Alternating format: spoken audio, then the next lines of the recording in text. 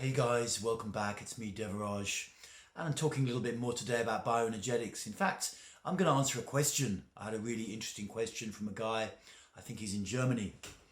And this chap said, "Hey Devaraj, I have a small question and would love to hear your opinion.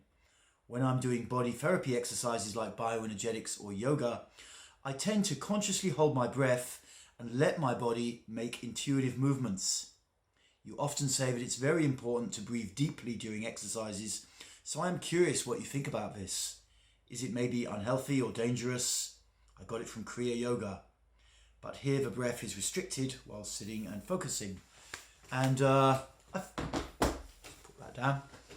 I thought, what a great question, you know, and there's really a couple of different things, different reasons why we kind of control the breath in some therapies or some kind of spiritual techniques. And but by that I mean like Kriya yoga, those of you who are familiar with Kriya yoga, with like shamanic breathwork techniques, you know, using the breath of fire and things like that.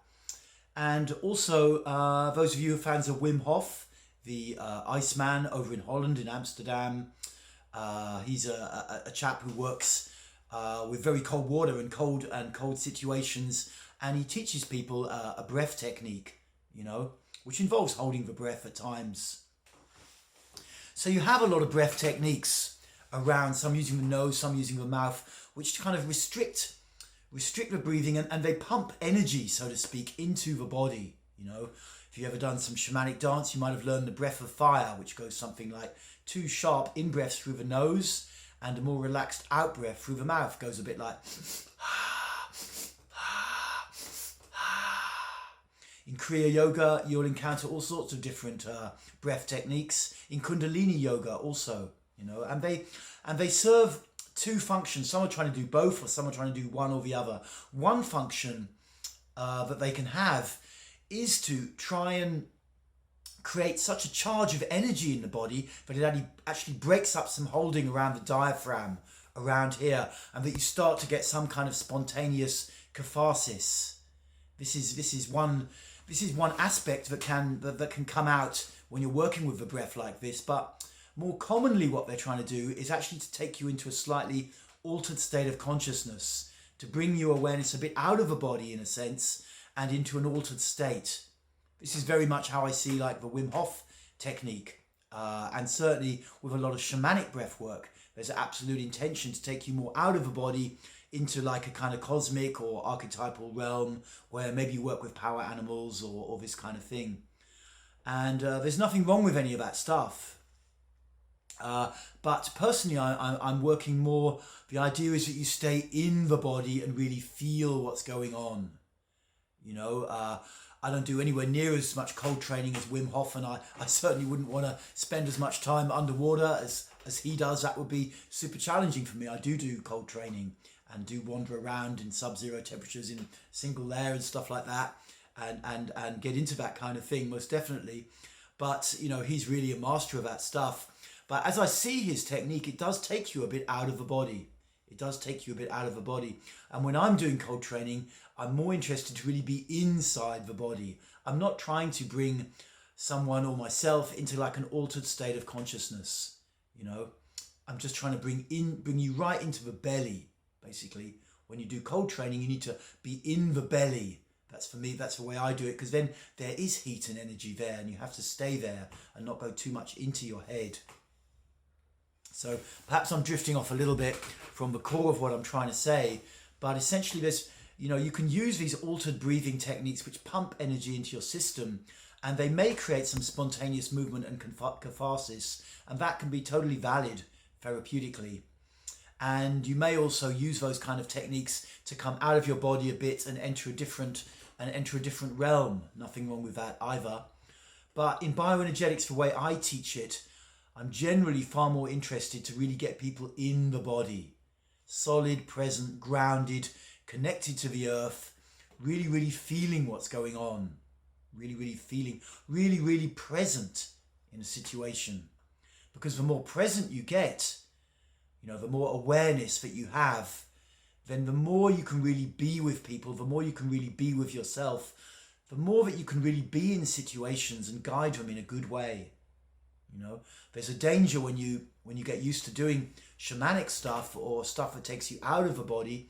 There's nothing wrong with it, but it can become almost like an addiction, kind of like a drug addiction in a way, where actually you don't want to occupy your body, and you may not be aware of that, but there's a feeling like somewhere there's feelings in your body that you don't really want. And because the psyche is layered, when those feelings are triggered, you know, then before you really get to be aware of it, you want to come out somewhere. There's an urge to come out, to not really stay with the feeling. And then people use these techniques, or they use drugs or whatever, to come out of the body. So that's a little bit the danger, you know, when you're using techniques which bring you out of your body a bit. And like I say, at some point, you know, especially if you believe in karma and reincarnation and these kinds of things, then you will have to come back and face what's just going on inside your body, inside your life, deep inside. It's very normal in a way. It's very normal in a way. But there's a power in really going through that kind of journey, you know, and getting into that depth inside yourself. It gives you a level of self-knowledge. Because if you've always used a technique to escape from yourself on some level, then you won't have so much self-knowledge. There'll be areas of your psyche which you've always kept out of.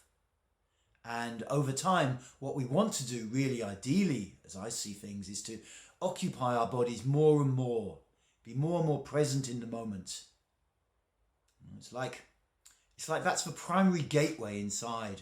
You know, a guy I used to listen to a lot, Osho, would talk about this kind of thing, you know, and the main big gateway in the psyche is self-awareness, really coming to see who we are.